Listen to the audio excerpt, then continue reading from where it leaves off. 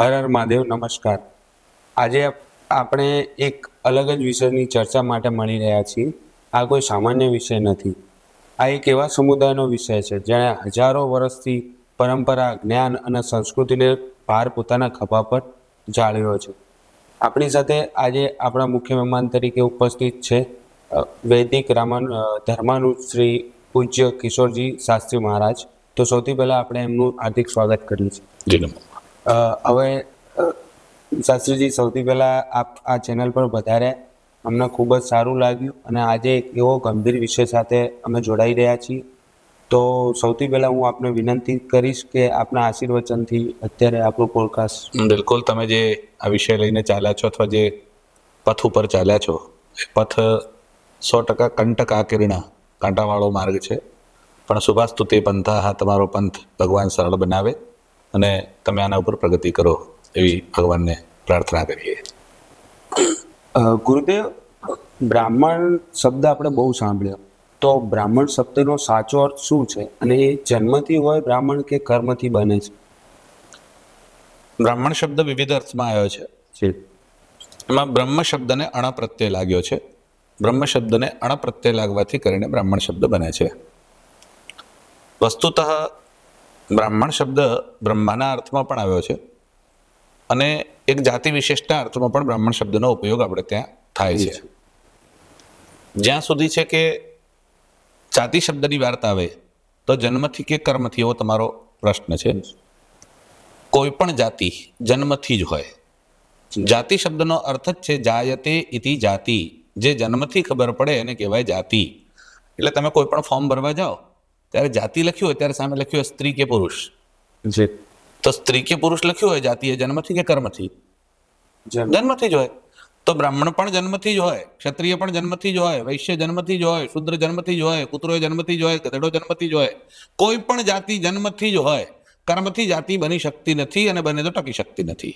એટલે જાતિ શબ્દનો મૂળભૂત જે અર્થ છે એ જ એવો છે કે જાયતે, જન્મથી ખબર પડે છે, માટે એને જાતિ કહેવાય છે.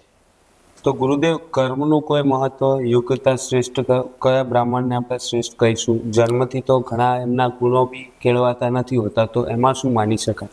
શ્રેષ્ઠતાની વાત તો એમાં આવી જ નથી. વાત તો જાતિ જન્મથી છે કે કર્મથી, જેટલી જ આવી. હા, એટલી જ. શ્રેષ્ઠ તો બ્રાહ્મણ પણ અધમ હોઈ શકે, એમાં ક્યાં ના છે, પણ એ બ્રાહ્મણ રહે પાછળ, એમાંથી બ્રાહ્મણ ના હટે. એટલે કર્મથી એ નીચો થાય, ઊંચો થાય, હલકો થાય, શ્રેષ્ઠ થાય, એ બધું થઈ શકે, પણ રહેશે તો બ્રાહ્મણ જ. એટલે કોઈ ઘોડો હોય અને ઘોડો લંગડો થઈ જાય તો એને ગધેડો ના કહેવાય, એને લંગડો ઘોડો કહેવાય, લૂલો ઘોડો કહેવાય, આંધળો ઘોડો કહેવાય, પણ ઘોડો તો ભેગું જોડાયેલું રહેશે.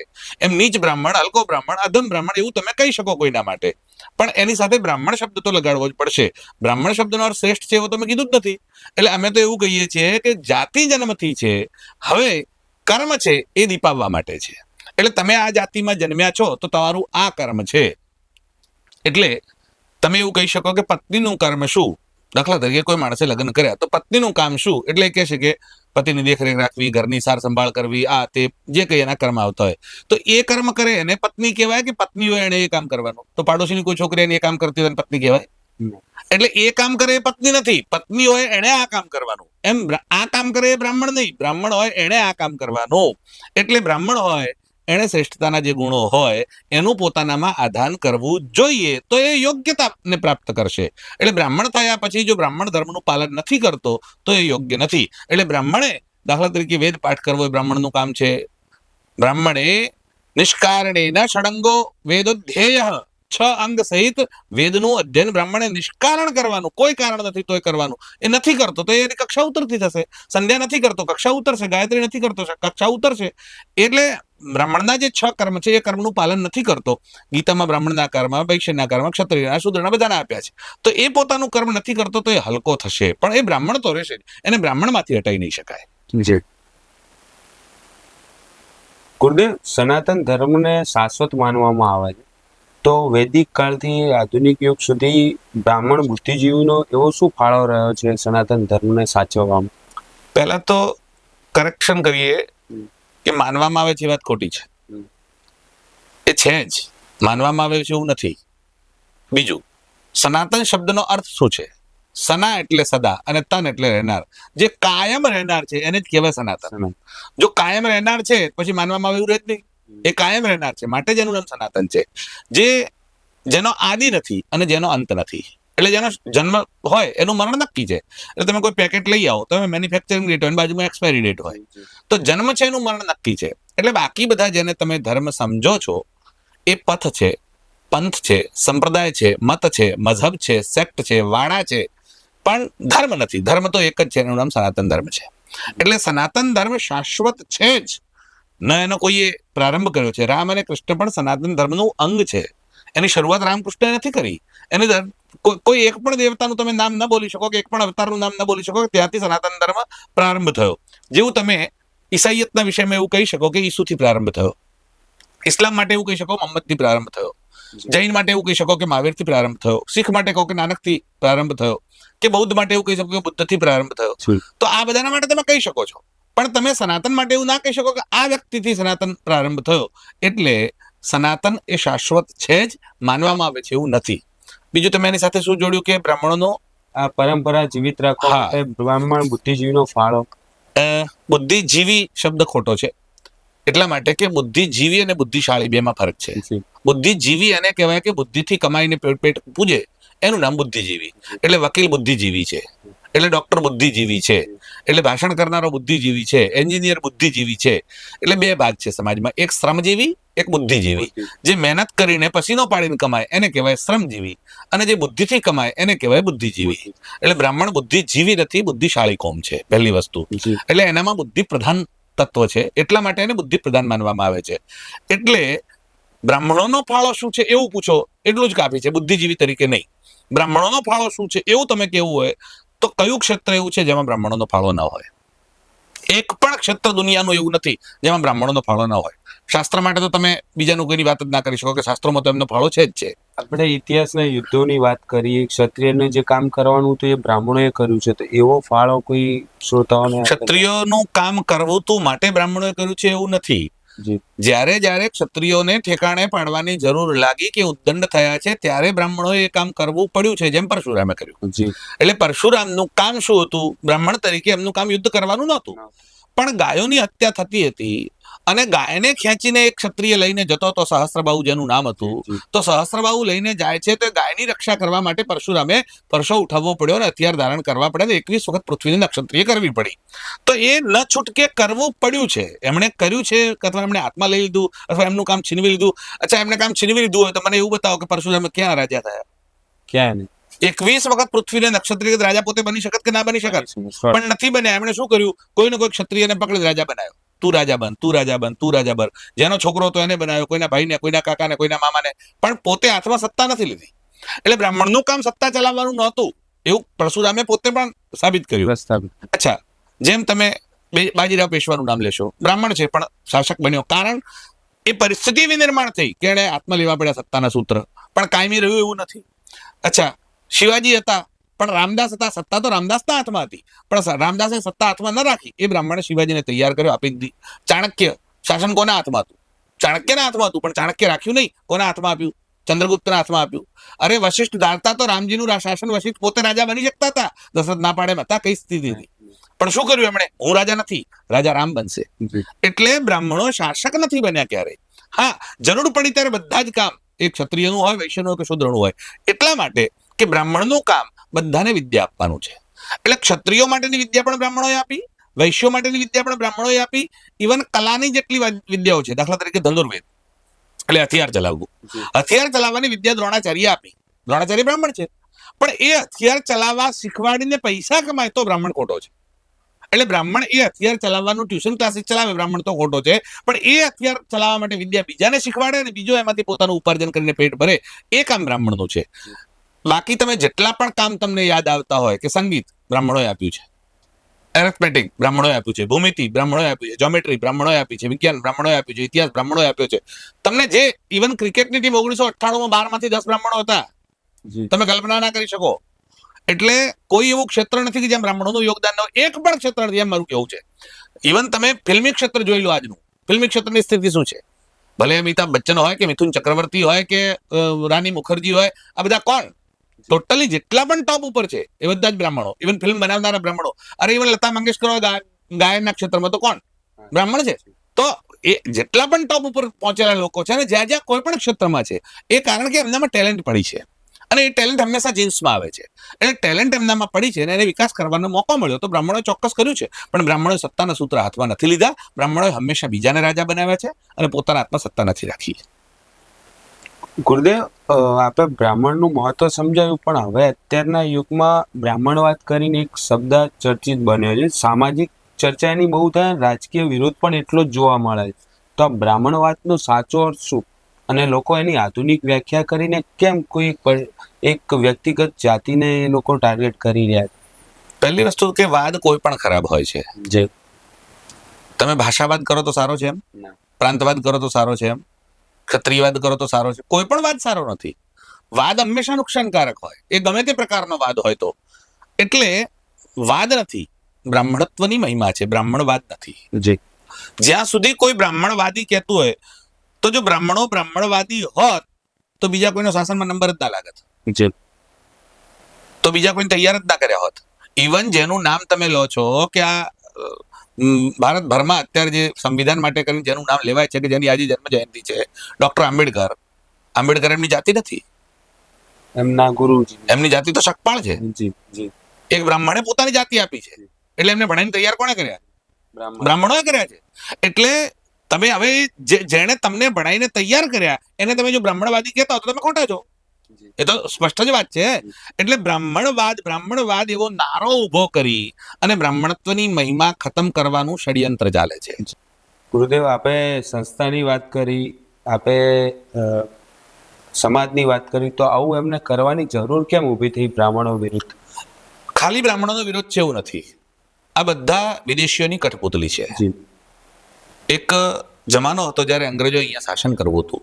અને અંગ્રેજોએ શાસન કરવા માટે કોઈને ને કોઈને પોતાનો હાથો બનાવવા હતા તો અંગ્રેજોએ હાથો બનાવવા માટે ક્યાંક દયાનંદ સરસ્વતી તો ક્યાંક વિવેકાનંદનો ઉપયોગ કર્યો છે અને એ જ પરંપરા આજે પણ ચાલુ છે એટલે આજે પણ વિદેશોની કઠપુતળી બનીને અથવા વિદેશોનો હાથો બનીને આ બધા જ લોકો ક્યાંક ને ક્યાંક પ્રયાસ કરી રહ્યા છે એટલે એમનો ઉદ્દેશ અથવા એમને એવી સમજણ છે એવું પણ કેવું અઘરું છે પણ એમની વાત એવી છે કે જો આ ન થાય અથવા આ ભાગલા ન પડે અથવા આ વર્ગ દૂર ન થાય તો અમારા હાથમાં કાંઈ નથી આવતું એટલે જો ભારતની રક્ષા કરવી છે તો બ્રાહ્મણ મજબૂત જોઈશે અને બ્રાહ્મણ મજબૂત ન રહે તો વિદેશીઓનો એ તાકાતો છે એ પોતાનો હાથ અજમાઈ શકે એટલે આ બધા લોકો જાણે કે અજાણે એનો ભાગ બની રહ્યા છે ગુરુદેવ આજના સમાજમાં ઘણા લોકમુખે ચર્ચા જોવા મળે છે કે વર્ણ વ્યવસ્થા માટે બ્રાહ્મણને જવાબદાર ગણે છે આ લોકો તો એ શું ઐતિહાસિક સત્ય છે કે આ પ્રાચીનમાં તમે વાત કરી એ રીતે વિદેશી સત્તાઓ આવીને એમને ખોટો ઇતિહાસ ચર્ચ્યો છે આપણે આગળ પહેલી વસ્તુ તમે બોલ્યા વર્ણ વ્યવસ્થા એમાં વ્યવસ્થા શબ્દ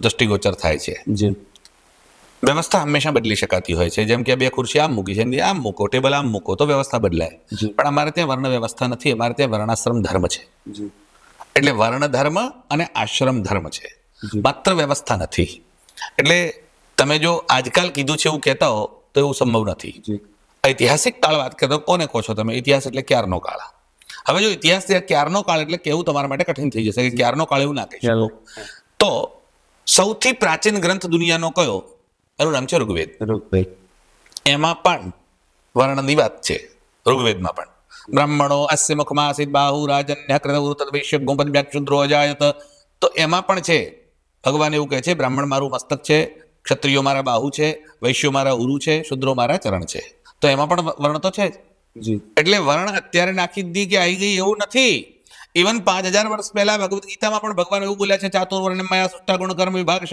the fourfold caste has been created by me તો મેં આનું સર્જન કર્યું છે એવું ભગવાન પોતે બોલ્યા છે એટલે એ પણ તમે એવું કહેતા હો કે આજકાલનું છે તો એવું નથી એટલે 4 વર્ણની વાત અમારે ત્યાં પરંપરાગત રીતે 4 ઉપરાંત અંત્ય એટલે 5 વર્ણની વાત અમારે ત્યાં વેદકાલથી છે આજકાલથી છે નહીં હા એમાં ક્યારેક દૂષણો આવ્યા હોય અને દૂષણ આવ્યા હોય તો દૂષણ કઢાય એ મૂળ વ્યવસ્થાને ન કઢાય તમારા ઘરમાં સોફા છે એના ઉપર કચરું પડે તો સોફા ના કાઢી નાખાય કચરું કઢાય એટલે વર્ણાશ્રમ ધર્મમાં ક્યાંક જો દૂષણો આવ્યા હોય તો દૂષણો કઢાય વર્ણાશ્રમ વ્યવસ્થા ના કઢાય તો ગુરુદેવ આના માટે તો બ્રાહ્મણ સમાજ સમુદાય તો જવાબદાર છે જ નહીં સ્વફલિત થાય છે આપના કોણ જવાબદાર છે એવું તમારા માટે કેવું કઠિન થઈ જશે બ્રાહ્મણો પોતે એટલા માટે જવાબદાર ત્યાં ઠરશે કેમ કે એમણે પોતે પોતાનું કર્મ છોડ્યું બ્રાહ્મણે પોતાનું વેદાધ્યયન છોડ્યું બ્રાહ્મણે પોતાનું ષડકર્મ છે એને છોડી દીધું.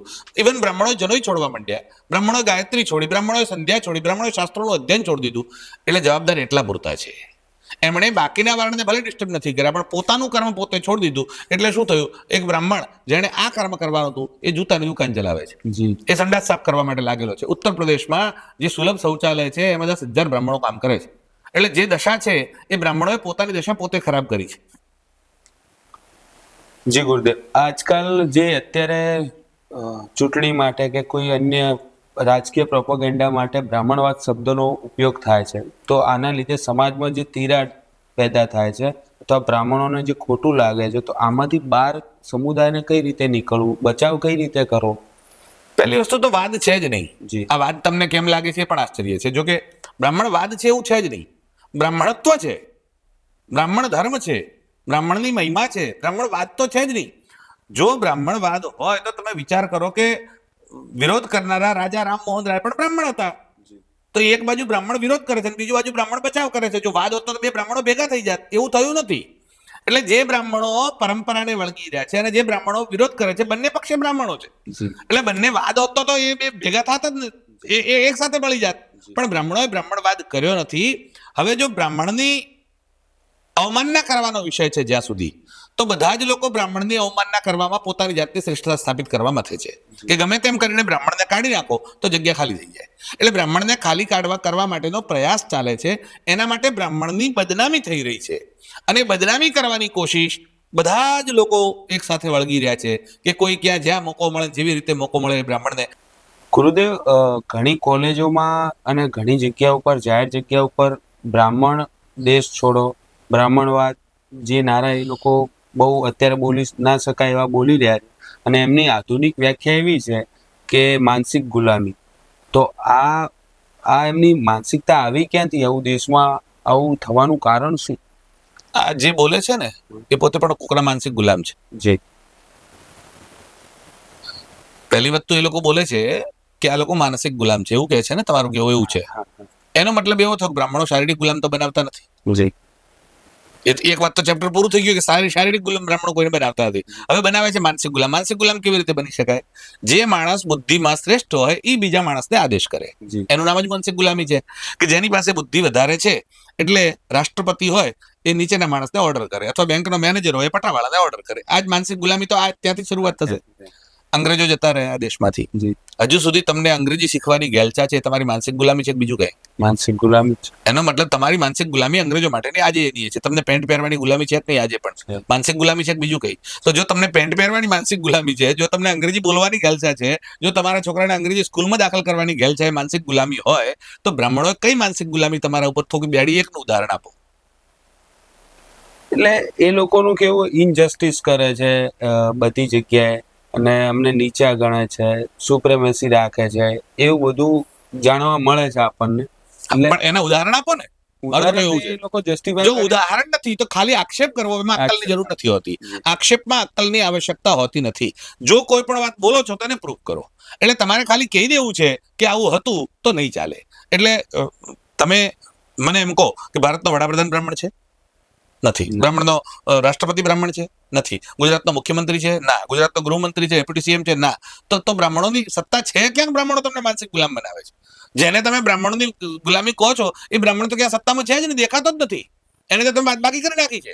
આખા ગુજરાતમાં એક મિનિસ્ટર કેવા પૂરતો ખાલી સોગન ખાવા બ્રાહ્મણ બચ્યો હોય ભલે, બાકી તમને આખા ગુજરાતમાં એક બ્રાહ્મણ મિનિસ્ટર નથી મળતો. પછી માનસિક ગુલામી રહી ક્યાં? એટલે ગુલામી બીજા લોકો કરે છે અને થોપે છે બ્રાહ્મણો ઉપર. હવે આવું જ્યારે થાય ત્યારે એ લોકો ઇતિહાસની વાત લઈને ગુરુદેવ આપણા જોડે આવે. એમણે એવું કીધું કે અમુક વર્ગોને તમે શિક્ષણથી અને મંદિરથી દૂર રાખ્યા. તો શું આ ઐતિહાસિક ભૂલને બ્રાહ્મણ તરીકે તમે કઈ રીતે બોલવો છો? તમારી ઉંમર કેટલી થઈ? મારી 36. 36 વર્ષમાં તમે કોઈ પણ મંદિરમાં ગયા, તમને કોઈ જાતિ પૂછી? ના. કોણ પૂછે છે જાતિ? આ ધૂર્ત લોકો ખોટી વાતો ફેલાવે છે. જી. મને આજે 53 વર્ષ થયા, મને આજ સુધી કોઈ જાતિ નથી પૂછી. આ લોકોને પૂછી જો તમને કોઈ મંદિરમાં, ગમે તે દ્વારકાધીશના મંદિરમાં, સોમનાથમાં કોઈ જાતિ પૂછી ભાઈ તમને? કોઈ પૂછતું નથી કોઈને. ક્યાં મંદિરથી દૂર રાખવાની વાત આવી? આ વાત જ નથી આવતી બિલકુલ. એટલે એક સ્ટન્ટ કરવો, ફેલાવવો અને લોકોમાં આ વાતને ભ્રમણા લઈ જવી.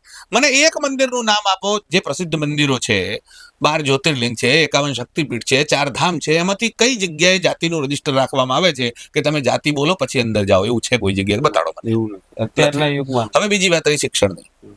જો તમે શિક્ષણની વાત કરતા હો તો આંબેડકરને શિક્ષણ કોણે આપ્યું? બ્રાહ્મણોએ આપ્યું.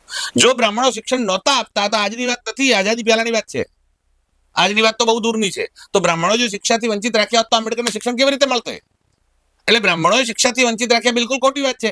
હવે ત્રીજી વાત, બ્રાહ્મણોએ શિક્ષણ આપ્યું એના તમને 1 ની 1000 ઉદાહરણો જોઈએ તો હું આપીશ તમને કે જેને બ્રાહ્મણોએ શિક્ષણ આપ્યું છે. 1 થી લઈને 1000 સુધી. તમે ક્ષત્રિય રાજાઓના જેટલાના નામ આપણે બધાને કોણે શિક્ષણ આપ્યું? બ્રાહ્મણોએ આપ્યું. જેટલા પણ તમને વેપારીઓ મળે છે શિક્ષણ કોણે આપ્યું? બ્રાહ્મણોએ આપ્યું છે. જેટલા પણ કારીગર જેને તમે શૂદ્ર કહો છો તે, એ કારીગર એટલે કલા, એ કલા જેટલી પણ શીખવાડી બધી બ્રાહ્મણોએ આપી છે. ભલે એ સંગીતની હોય, ભલે એ સ્થાપત્યની હોય. સ્થાપત્ય વેદ આખો કોણે આપ્યો? બ્રાહ્મણોએ આપ્યો. એ કોના માટે આપ્યો? બ્રાહ્મણોમાંથી કમાવાનું હતું. આ જે શિલ્પકારી છે, કોતરણી છે, એ શીખવાડતા બ્રાહ્મણોએ શીખવાડ્યા. એટલે બ્રાહ્મણોએ વેદ લખ્યો અને લખીને રાખ્યો, આપ્યો પોતાના માટે કે ના આને બ્રાહ્મણો સિવાય કોઈ ઉપયોગ નહીં કરે, એવું કર્યું ને આપ્યો બધાના માટે. સંગીત બ્રાહ્મણોએ તૈયાર કર્યું, આપ્યું કોને? બાકીના બધાના માટે. તો એમણે પોતાના માટે તો ઉપયોગ કર્યો જ નથી. એ વસ્તુ તૈયાર કરી અને આપી, ના આમાંથી તમારી આજીવિકા ચાલશે, લો આમાંથી તમારી આજીવિકા. તો બધાને આજીવિકા સુરક્ષિત કરી નાખી એમણે.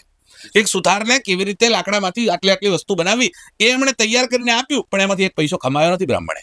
તો બ્રાહ્મણનો તો ઉપકાર માનવો જોઈએ, તો પગ ધોઈને કહેવા જોઈએ કે એ લોકો તમારા માટે આટલું કર્યું છે. ન શિક્ષણમાં અને ન આમાં મંદિરમાં, બેમાંથી એકે વાત સાચી નથી, બિલકુલ પોપળ ગંડા છે. આપણે વાત કરી કે કશું જ લીધું નથી બ્રાહ્મણોએ, ગુરુદેવ.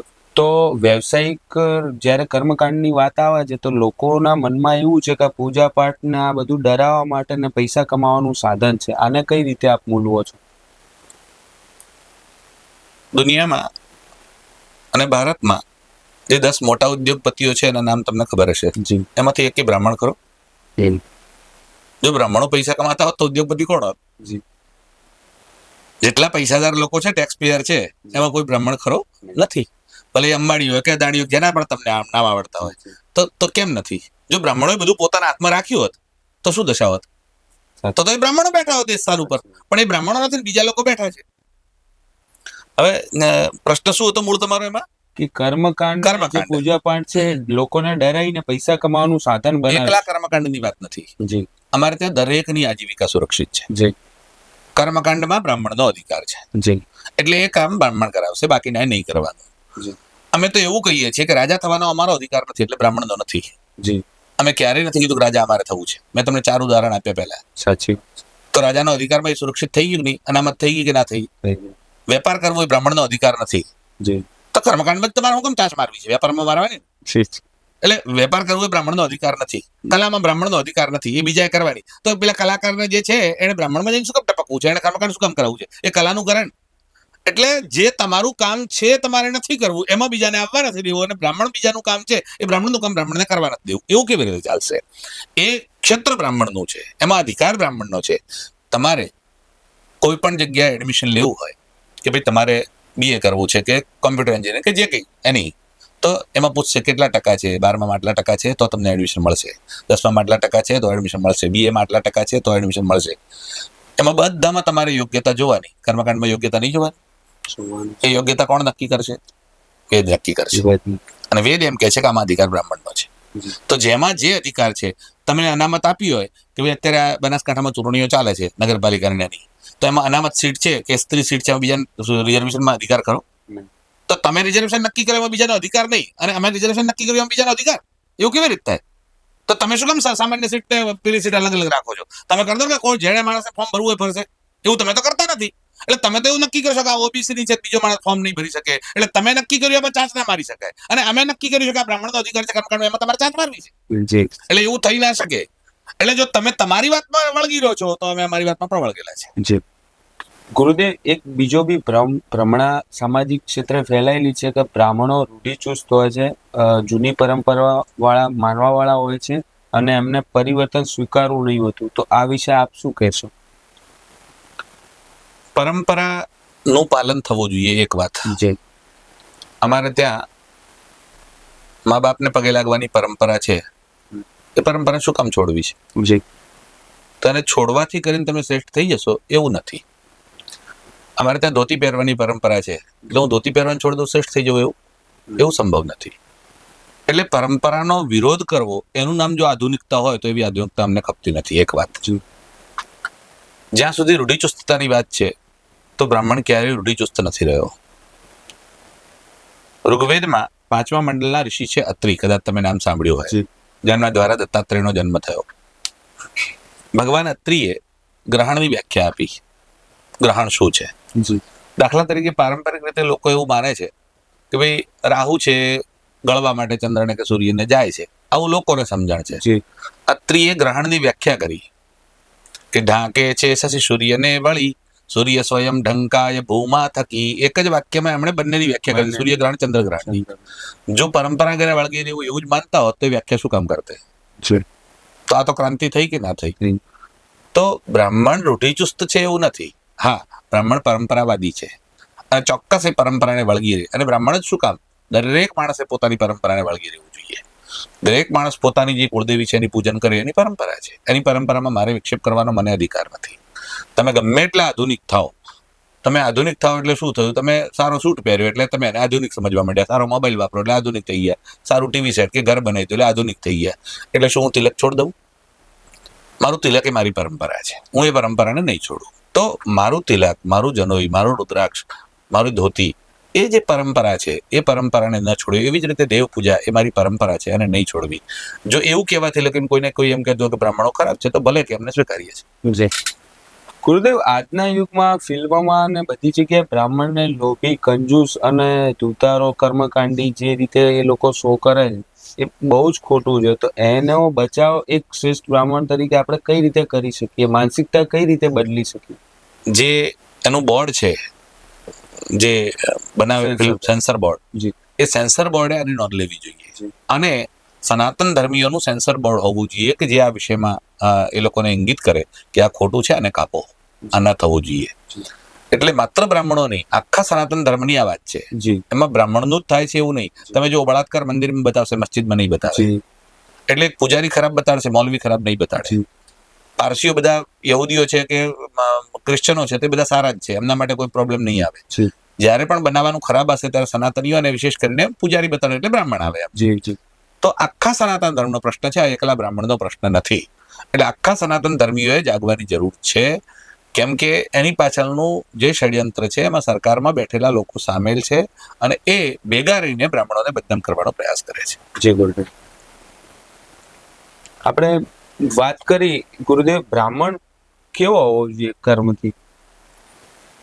પહેલી વાત તો બ્રાહ્મણ જન્મથી થાય. એક, હું જન્મથી બ્રાહ્મણ હોવો આવશ્યક છે. હું જન્મથી બ્રાહ્મણ નથી તો ગમે એવું કર્મ સારું હશે તો હું બ્રાહ્મણ નથી બનવાનો. શ્રેષ્ઠ બની શકીશ, હું ઉત્તમ બની જઈશ, હું રાજા બની જઈશ કે જે કઈ વિદ્વાન બની જઈશ, પણ હું બ્રાહ્મણ નહીં બનું. હવે બ્રાહ્મણ જન્મ મળ્યા પછી જો હું કર્મ શ્રેષ્ઠ નથી કરતો તો હું નીચ બ્રાહ્મણ થઈ જઈશ. એટલે મારા કર્મ પણ હોવા જોઈએ. તો બ્રાહ્મણના જે કર્મ છે, વિદ્યા ભણવી અને ભણાવવી, યજ્ઞ કરવા અને કરાવવા, દાન લેવું અને દાન આપવું, આ બધા બ્રાહ્મણના કર્મ છે. એટલે ધિક્કાર હૈ ઉસ વિપ્ર કો જિસને ન જાના વેદ કો, ધિક્કાર હૈ ઉસ ક્ષત્રિય કો કર્તવ્ય સે જો ચ્યુત હુઆ, ધિક્કાર હૈ ઉસ વૈશ્ય કો જો વિત્ત में આસક્ત હો.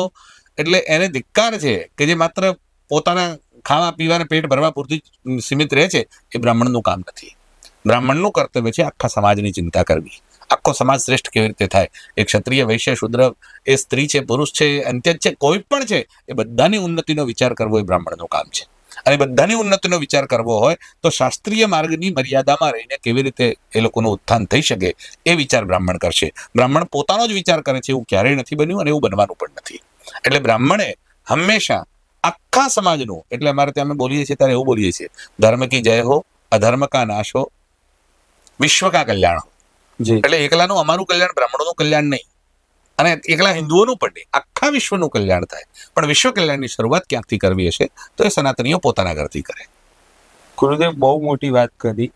હવે એક બીજો પ્રશ્ન છે મારો કે બ્રાહ્મણ વગર સનાતન ધર્મની રક્ષા એટલે કે જ્ઞાન, પરંપરા, જાળવણી આ બધું શક્ય છે ખરું? શક્યની વાત તો પછીની આવે છે, પહેલા તેનો વિચાર જ ના થઈ શકે. કેમ કે બ્રાહ્મણનો મુખ્ય આધાર સ્તંભ છે. એટલે અમારે ત્યાં ભૂમિને ધારણ કરનારા 7 તત્વો માન્યા છે કે ભૂમિને ધારણ કોણ કરે છે? તો 7 લોકો ભૂમિને ધારણ કરે છે.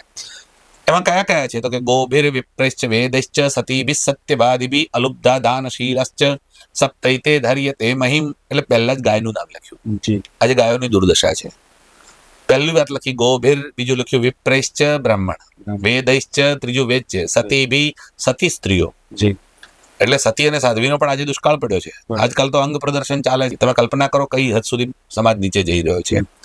તો ગોભીર વિપ્રેશ્ચ વેદશ્ચ સતીભિ સત્યવાદિભિ અલુબ્ધા દાનશીલશ્ચ, જે કંજૂસ નથી અને દાનવીર છે, આવા લોકો આ પૃથ્વીને ધારણ કરે છે. તો એમાંનું એક તત્વ એ બ્રાહ્મણનું તત્વ છે. એટલે જો સમાજના ઉત્થાનની વાત હોય અથવા સમાજની સુરક્ષાની વાત હોય તો બ્રાહ્મણ વગર સમાજની સુરક્ષા સંભવ નથી. બ્રાહ્મણ એનો મુખ્ય સ્તંભ છે. 7 સ્તંભમાંથી બ્રાહ્મણ એ મુખ્ય સ્તંભ છે. એટલે બ્રાહ્મણ જેમ કે તમારું આખું શરીર છે, રક્ષા આખા શરીરની કરવી છે તમારે. પણ વરસાદ આવે તો તમે એકલી છત્રી લઈને નીકળો તો છત્રીથી માથાની રક્ષા થાય કે આખા શરીરની થાય? માથાની થવાની. માથાની થાય. પણ માથાની થાય તો એની પાછળ આખા શરીરની શરીરની. થશે. એટલે બ્રાહ્મણ એ મસ્તક છે. જી. એટલે રક્ષા બ્રાહ્મણની વધારે અનિવાર્ય. પણ બ્રાહ્મણ બોલીએ ત્યારે એવું સમજવાનું કે આખા શરીરની રક્ષાની વાત ચાલે છે. જી. એટલે અમે બ્રાહ્મણવાદની વાત નથી કરતા, બ્રાહ્મણત્વની વાત કરીએ છીએ. એટલે બ્રાહ્મણત્વની રક્ષા કરો તો ઓટોમેટિકલી ક્ષત્રત્વની, વૈશ્યત્વની બધાની રક્ષા થઈ જશે.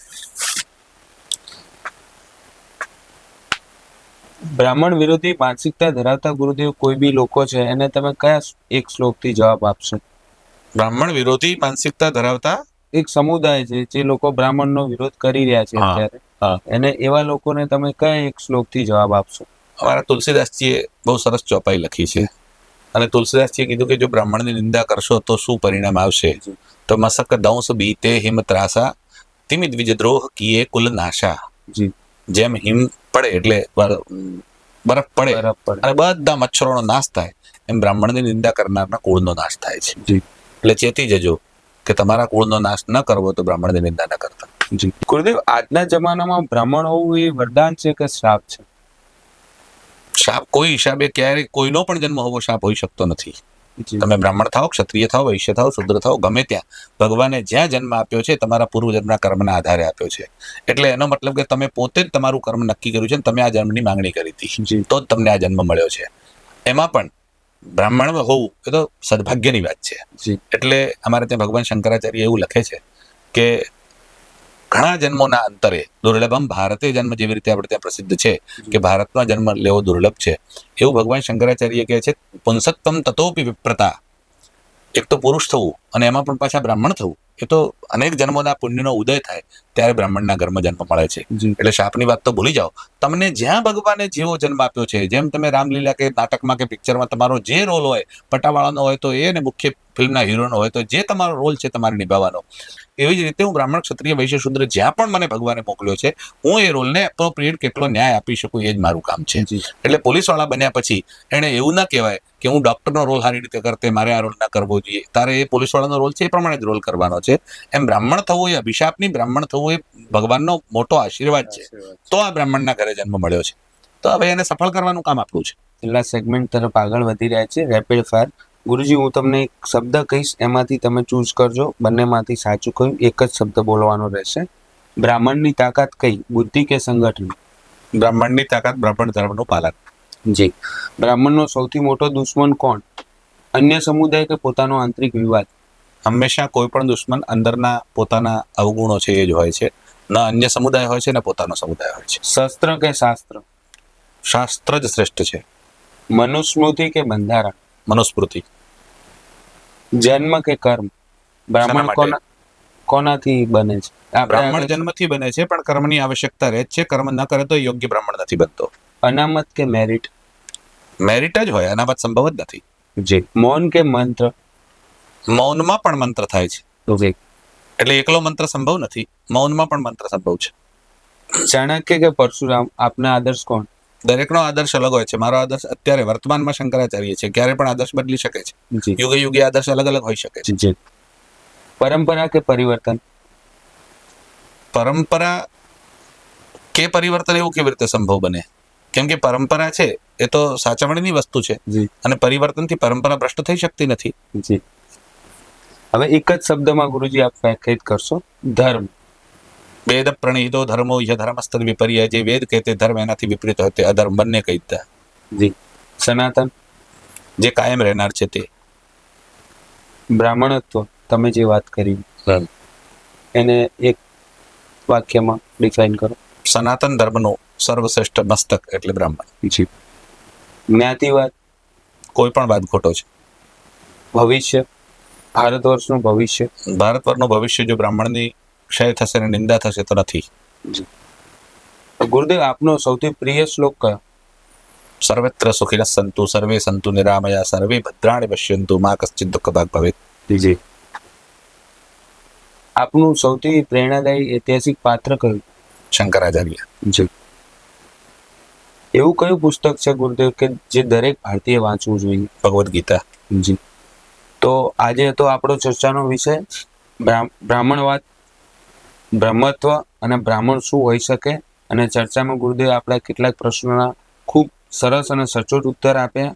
અહીંથી હું આશા રાખીશ, અને આપને કોઈ પણ પ્રશ્ન હોય તો આપ કમેન્ટ્સમાં અથવા વિડીયોમાં અમારા કનેક્ટ કરીને પૂછી શકો છો. અને સૌથી પહેલાં અને સૌથી આખીરમાં ગુરુદેવ આપના આશીર્વચન અમારા શ્રોતા માટે. બિલકુલ ચોક્કસ જ. જેટલા પણ લોકો ચેનલને જુએ છે, પોડકાસ્ટને જુએ છે, અવશ્ય પોતાની રીતે સંશોધન કરે, શાસ્ત્રોનો અભ્યાસ કરે. ક્યાંય પણ કોઈ વસ્તુમાં એમ લાગતું હોય કે આ યોગ્ય નથી તો ચોક્કસ જ દર્શકો આપ લોકોનું ધ્યાન દોરશે. જી. તમે એના માટે સ્પષ્ટતા પૂછશો તો પણ આપણે કરીશું. એમાં પણ ના નથી. પણ બધા જ લોકો પોતાના વિકાસ માટે, એટલે ખાસ કરીને આત્મોન્નતિ માટે કરીને પ્રયાસ કરે. કે પ્રયાસ કરવામાં આપણે સૌ સાથે મળીને રાષ્ટ્ર ધર્મ અને સંસ્કૃતિનું જતન કરીએ. ગુરુદેવ, આજે આપણે આ ચેનલમાં આવ્યા અને અમને સમય ફાળવ્યો એ બદલ આપનો ખૂબ ખૂબ આભાર. ધન્યવાદ. ધન્યવાદ.